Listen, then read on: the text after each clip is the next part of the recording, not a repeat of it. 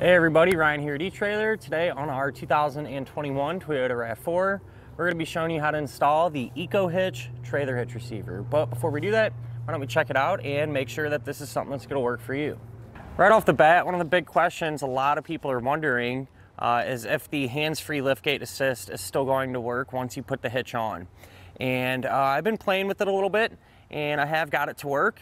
It's going to take you a little bit of practice though. You know, you're going to have to kind of find that sweet spot when you kick your foot under there. So, seems like in my case, to the right, maybe about 10 inches to the right of the hitch, it seems to work kind of best. It kind of just picks my foot up the best there. But, you know, it is going to work. And like I said, you might have to kind of play with it a little bit just to get everything to function. And once you kind of find that, I feel like muscle memory, you'll be able to open it up every single time.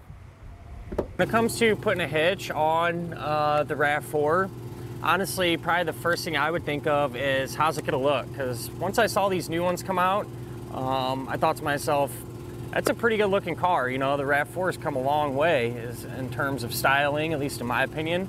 And they're really sporty looking, and you know, they look good to me. And so, you know, I wouldn't want a hitch that would hang way down and take up a bunch of space and be super noticeable.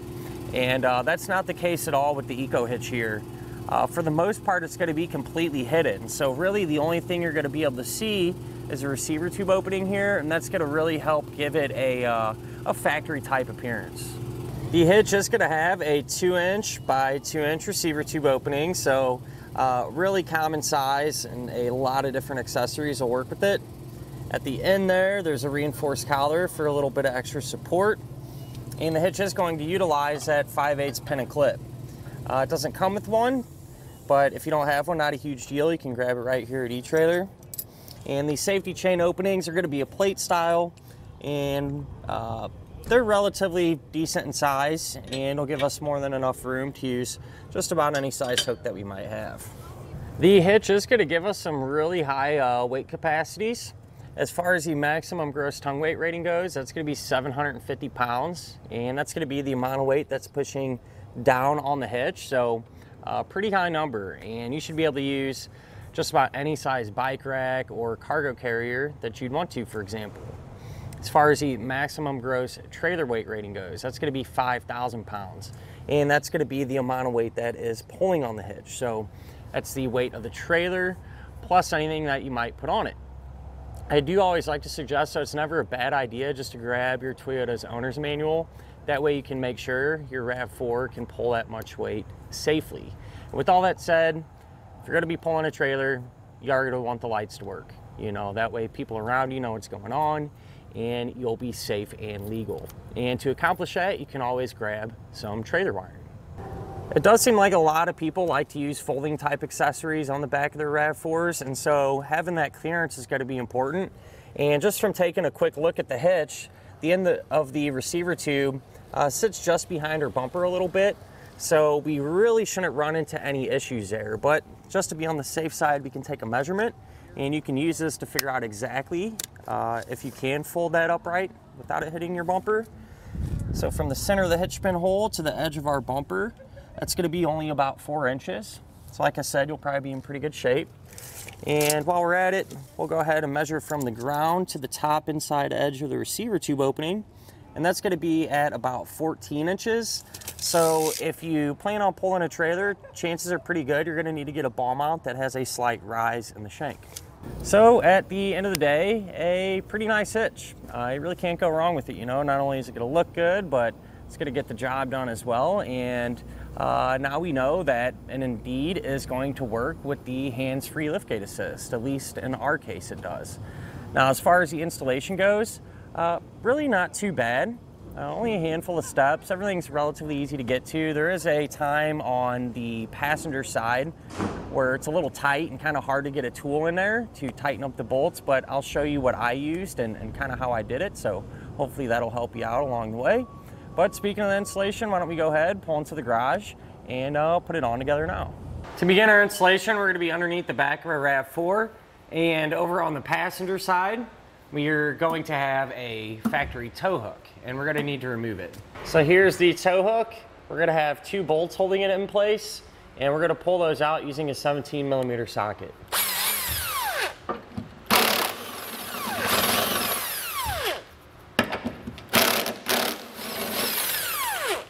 Now we can lower our exhaust some to give us some extra room to work.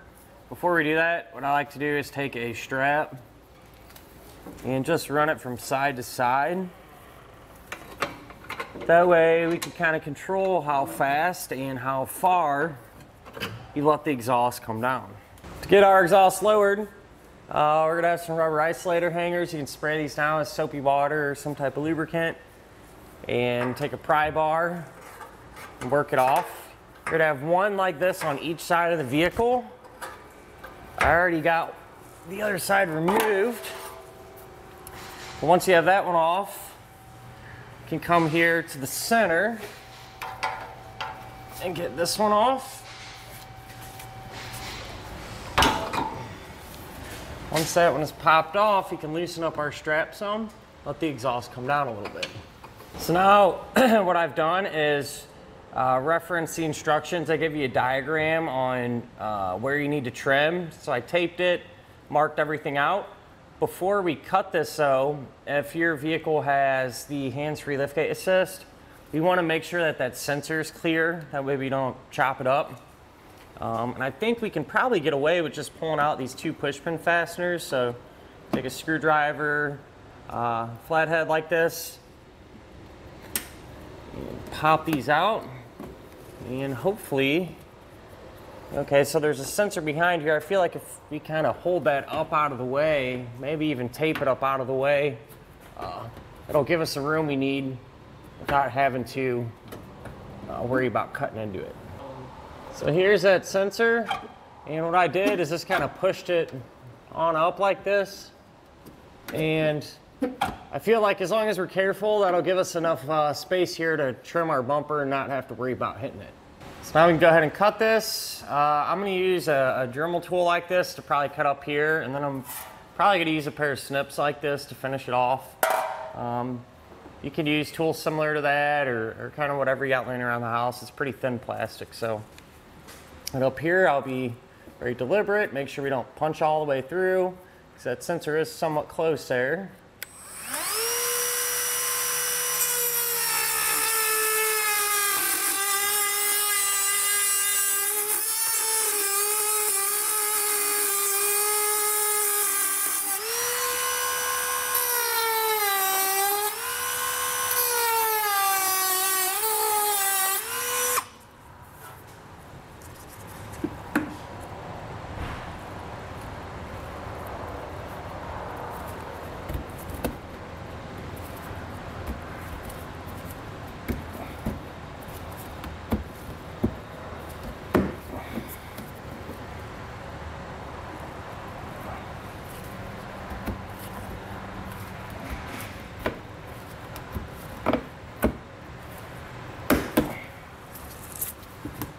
Now if you look on the sides of our frame rails, we're going to have our attachment points, so 2 on each side.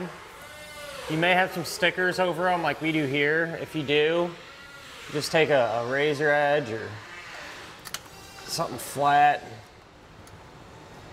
and pull them off.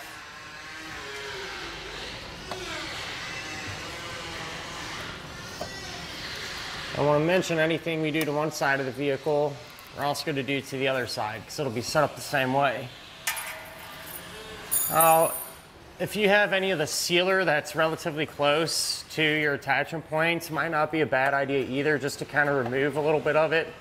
That way it doesn't interfere with the hitch and make it difficult to get up. So in our case, probably just take an inch or 2 of this off, just scrape it off, and hopefully it won't interfere with us when we're putting the hitch up. Now at the next set of hands, we can take our hitch and raise it into position. So you're going to up and over the exhaust.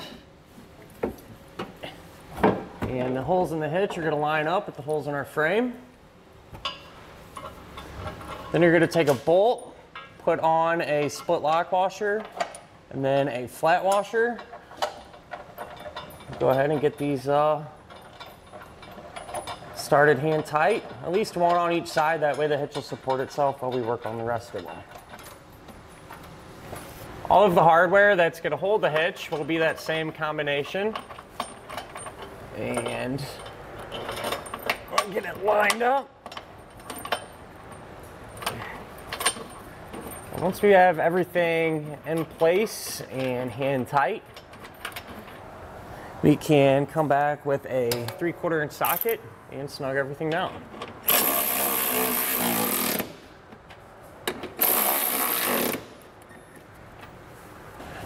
Once everything's tightened down, we need to make sure to come back with a torque wrench and torque all of the hardware to the amount specified in the instructions.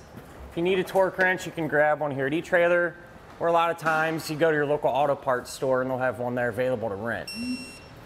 Over here on the passenger side, everything's pretty tight, just kind of the way the car is designed here. We don't have a ton of room to get your standard wrench, you know, in there, your socket in there. So what I advise doing is taking a box wrench like this. That gives you more than enough space to get everything snug down.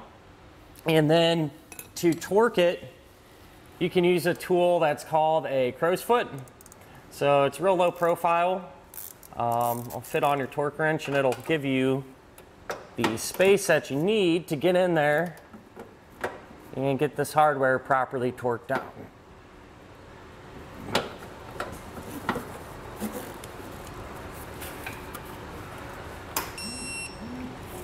Now what you can do is that sensor that we kind of pushed up, pull that back down flush to your fascia and reinstall the push pin fasteners. And finally we can come back and rehang our exhaust. I feel like this one was kind of hanging me up a little bit here, so we'll just get that on first. And with these, putting them back up, you can just re-lubricate them, and then a lot of times you can just do it by hand.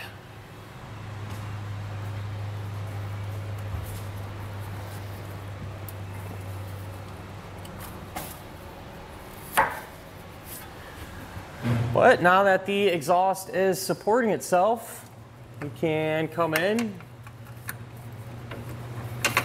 and remove our strap.